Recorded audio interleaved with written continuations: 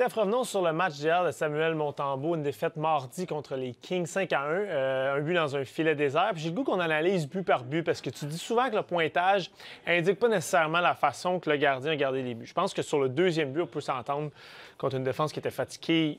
Ça ne pouvait absolument rien. Sur le premier et le troisième but, on va débuter par le premier but. Tu as vu quoi sur le but de Joel Edmondson qui était un plomb avec la circulation devant le filet? J'ai vu peut-être que Montembeault était en retard sur son déplacement. Je ne sais pas si c'est moi qui suranalyse. Toi, tu as vu ça comment?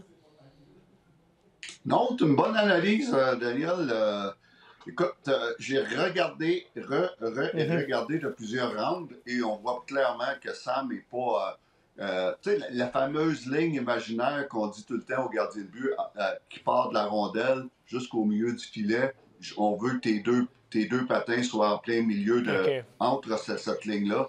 Et il était vraiment visiblement même pas proche d'être en ligne avec le tir de lancer. Donc, sur ce lancer-là, tu as visiblement un tort sur le lancer qui s'est fait battre du côté de la mitaine.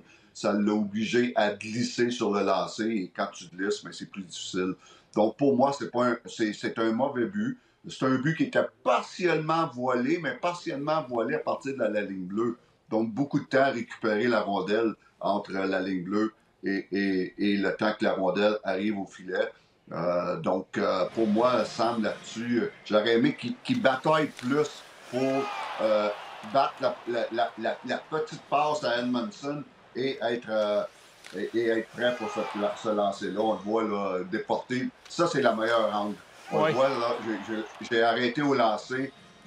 Au niveau du lancer, j'ai arrêté et on voit clairement que Sam était en retard sur la petite passe. Donc, souvent, c'est que il manque de... Je trouve que Sam manque un petit peu de compatibilité pour battre ces passes-là ou récupérer des rondelles qui sont parfois partiellement voilées. Okay. Et il doit être plus agressif, batailler plus, reculer, batailler plus sur ces situations-là. Ceci étant dit, je n'ai pas aimé aussi Velino, qui... Tu sais, il y a des joueurs, Dan, là, qui sont experts à prétendre vouloir bloquer des lancers, mais qui ne bloquent jamais. Il passe tout le temps bien proche, mais il bloque pas. Puis un gars qui veut vraiment bloquer un lancer, il va le bloquer. Un gars qui prétend qu'il veut vouloir le bloquer, mais qui ne le bloque pas, ça, il y en a une tonne dans la Ligue nationale. Ouais. Et là, je ne veux pas tomber sur Velino. Je ne dis pas que c'est ce type de joueur-là, mais il y a des spécialistes dans la Ligue nationale. Je me souviens, mon gardien de but, Nikolai Abibolin, détestait ces joueurs-là quand je l'avais avec les Hawks. Ils les appelaient les fameux pretenders. Ouais. Les pretenders, tous bloquer les shots. Et tout ça pour dire que pour faire une histoire courte, j'ai pas aimé le premier but accordé par Sam. OK. Passons rapidement sur le deuxième but, Steph, parce que je pense que Montembeault ne pouvait pas grand-chose. Ouais. L'arbitre, comme on dit dans le milieu du hockey, l'arbitre avait une pénalité dans le bras depuis plusieurs secondes. Les 5 joueurs étaient fatigués sur la glace. Puis revenons au troisième but. Celui qui a fait probablement le plus discuter, où est-ce que Montembeault, c'est sûr que ça paraît mal sa séquence, parce qu'il redonne la rondelle directement à Kevin Fiala. Je me demandais aussi, Jayden Struble, est-ce qu'il l'a donné trop facile à Kevin Fiala? En même temps, il ne faut pas savoir que le rebond allait être de la sorte. Comment tu es entraîneur de gardien du Canadien ce matin, comment tu discutes de ça avec Montembeault, ce but-là? Bon, écoute, c'est vraiment un manque de concentration ou un manque de... un manque d'awareness qu'on appelle en français, en anglais. C'est une rondelle, il y avait deux choix. C'est soit geler cette rondelle-là, ou de la faire flipper avec son bâton. C'est une rondelle facile à faire, ce qu'on appelle flipper avec son bâton pour qu'elle lève un peu dans les airs, qu'elle aille dans le coin. Donc, là-dessus, Sam a littéralement manqué de concentration. Il n'y a pas une mauvaise lecture du jeu. C'est un mauvais but qui a fait très mal, qui a coupé les jambes aux Canadiens. C'est le troisième but. Tu viens de faire marquer 2 buts rapides, un troisième encore plus rapide. Et ça, c'est un manque de concentration, une mauvaise lecture que tu peux pas donner ce genre de but-là. Très mauvais but, ça fait mal. Et à partir de là, pour un gars comme Sam, ça devient mental. Ça devient « Ah non, pas encore ». Ouais, Tu sais, c'est quand ça. tu as un mauvais début de Ça saison, paraît là, plus, disons.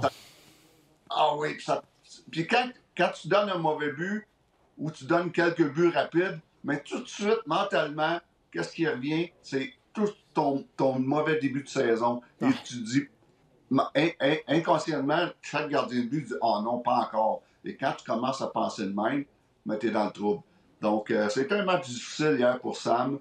N'a pas fait des gros arrêts. A été bon en première période. Mais aussitôt qu'on a donné le premier but, on a senti un Sam un petit peu plus, encore une fois, sur les talons. Steph, transportons-nous à Chicago. Je sais que tu as des bonnes connexions avec les Blackhawks, ton frère qui est entraîneur des gardiens là-bas depuis plusieurs années. Spencer Knight, gros début de saison. Spencer Knight, c'est un gros nom dans le monde des gardiens de but depuis, le goût de te dire, depuis son repêchage, depuis ses années avec l'équipe américaine. Tu penses quoi de ce gardien-là? Et surtout, tu sais, c'est une défense, on va se dire, les Blackhawks, c'est une défense qui n'est pas encore arrivée. C'est une équipe qui n'est pas encore arrivée à maturité.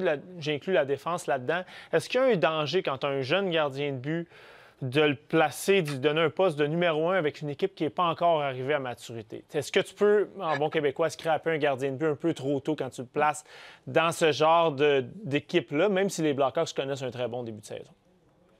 Oui, mais écoute, Dan, quand tu m'as suggéré ce sujet-là ce matin, j'ai fait un appel rapide à Chicago, bien entendu. Et pour ceux qui ne savent pas, mon frère qui est entraîneur des gardiens de but avec les Hawks, écoute, m'a confirmé que Spencer Knight, premièrement, comme il me dit, il a seulement 24 ans, mais c'est quand même sa 5e saison dans la Ligue nationale. Et c'est un gars qui a fait ses classes. C'est un gars qui a sa première chance d'être numéro 1 en 5 ans dans la Ligue nationale. Et tout a été le deuxième en Floride, derrière Bobrovsky, bien entendu. Et l'année passée, quand il a été échangé, mais il divisait le filet avec Arvid Soderblom. Et cette saison, mon frère dit qu'il est comme atteint une maturité qui les gardiens de but ont besoin. Et c'est sa plus grosse qualité depuis le début de la saison. C'est quelque chose qui est très dur à atteindre pour les jeunes gardiens de but. C'est la constance. Et c'est ce qu'il donne en ce moment avec les Hawks. Fait les arrêts clés quand c'est le temps. Et à chaque match, il m'a dit qu'à chaque départ, sauf un départ sur 11. Et ça, c'est très, très, très bon. Tous les matchs, sauf un départ sur 11, il a donné une chance de gagner aux Hawks. Et ça, on appelle ça de la constance. Donc, Spencer Knight, qui est un jeune vétéran, a déjà plus de 100 matchs de jouer dans la Ligue nationale comme gardien de but. En ce moment, impressionne. Et on parle de la jeune défensive des Hawks. Oui, ils sont jeunes, mais beaucoup de talent. On va penser un petit peu aux Canadiens avec Reinzel, 21 ans, Vlasic, 24 ans, Kaiser, 23 ans, le super prospect Lev Shunov, le jeune de 20 ans, et sans oublier Louis Crevier, le Québécois, 24 ans. Ça, là, c'est tous des gars de 24 ans et moins, mais beaucoup de talent. Tout le monde surprend. Et le nouveau système instauré par le nouvel entraîneur Jeff Blashill, on joue beaucoup mieux dans notre zone, mais reste que la clé des Hawks en ce moment, il y a 2 noms. Spencer Knight et Connor Bedard. Ouais, je me doutais que le deuxième nom. Parlons-en un peu justement de Connor Bedard qui a eu, les attentes étaient tellement immenses envers lui qu'on oublie que pour un jeune de 18 ans et 19 ans, il y a eu des bonnes saisons. Là. Je veux dire, il n'y a eu pas eu un point par match, mais pas si loin de ça. Et cette année, il explose. Parmi les meilleurs pointeurs de la Ligue nationale, il y a eu une séquence la semaine dernière, il y a 9 points en 3 matchs. Il a été, à certains moments, au début de la semaine dernière, deuxième pointeur de la LNH, une de ces fois-là, derrière Macklin Celebrini. Je pense qu'il a atteint... On le voit des fois avec ce genre de talent-là, que d'une saison à l'autre, ils peuvent... Je me rappelle de Steven Stamkos, à 19 ans, qui avait... En une entre-saison, c'était plus le même joueur du tout. Ça semble être un petit peu ça avec Connor Bedard. Je ne sais pas si c'est une question de confiance, mais c'est plus le même joueur, visiblement, que c'était l'année passée. Oui, mais c'est une question, là, sa 3e saison. L'année passée, c'était une année très difficile avec une équipe qui en arrachait pas à peu près. Et l'année passée, on était inquiets à propos de Connor Bedard, de la façon qu'il jouait, de la façon qu'il trichait, de la façon qu'il était... un one-way player. Ouais, son jeu à 5 contre 5. Exact. Il était terrible à 5 contre 5. Et même s'il en était inquiétant qu'il prenne des mauvaises habitudes à long terme. Mais encore une fois, je reviens sur la venue de Jeff Blashill comme entraîneur qui a pris Connor Bedard sous son aile et qui a insisté pour qu'il joue de la bonne façon. Et quand tu joues de la bonne façon, prendre moins de risques et pas se concentrer seulement sur des points, mais surtout sur un jeu d'équipe. Mais là, ça a transformé Connor Bedard. Et il ne faut pas oublier, tout on me dit ici à Chicago que ces deux ailiers ont tout un début de saison aussi. Ouais. Tyler Bertozzi et Andrei Burakovsky qui forment un très bon trio à Chicago. Mais pour l'instant, Connor Bedard est exactement ce qu'on attendait de lui. Et on me dit, quel tir, il marque des buts de toutes les façons. On parle de Caulfield ici à Montréal, mais Connor Bedard, quel lancer, un des meilleurs lancers de la Ligue nationale déjà à son âge, à 20 ans. Capable de décocher d'à peu près n'importe où. Steph, rapidement, je te lance sur Logan Thompson. Tu sais, on dit souvent avec l'équipe canadienne qu'on est dans une période où c'est plus difficile pour les gardiens de but canadiens. Est-ce qu'on sous-estime Logan Thompson? Est-ce qu'on oublie de parler de lui depuis le début de la saison? Oui. Pas juste chez les gardiens canadiens, c'est de loin, en tout cas au niveau statistique, de loin le meilleur gardien de la LNH. Il a eu une bonne saison l'année dernière aussi. Il va devenir pratiquement, s'il continue comme ça, impossible à ignorer pour Hockey Canada, ce qui a été l'année passée. Oui, l'année passée, ça a été pour moi une injustice. Ça a été le meilleur gardien de but du Canada dans la Ligue nationale pendant toute la saison. Ouais. Sauf qu'on a eu un doute sur lui. On a un doute. On a dit, OK, c'est peut-être une année où tout va bien pour lui. Il nous a pas prouvé qu'il peut être vraiment le meilleur gardien de but, même si ses stats montraient qu'il était le meilleur gardien de but. Mais là, 2 ans en ligne, c'est peut-être plus un hasard. Et cette année, il domine encore tous les gardiens de but canadiens et même de la Ligue nationale. Au moment où on se parle, il est premier dans la moyenne de but contre, il est premier dans la moyenne d'efficacité après 11 départs. Oh, donc, c'est significatif. Et écoute, on ne peut pas l'ignorer. On ne peut pas avoir une injustice 2 ans en ligne pour l'équipe Canada. En ce moment, il est de loin le meneur chez les gardiens de but Canada pour représenter notre pays aux Jeux olympiques. Aucun doute là-dessus. Et il est en train de confondre tous les sceptiques. Comme le fameux capitaine Bonhomme disait, les sceptiques seront confondus. Et c'est exactement ce que Logan Thompson fait en ce moment. Donc, quel début de saison. Et en ce moment, le meneur, c'est Logan Thompson.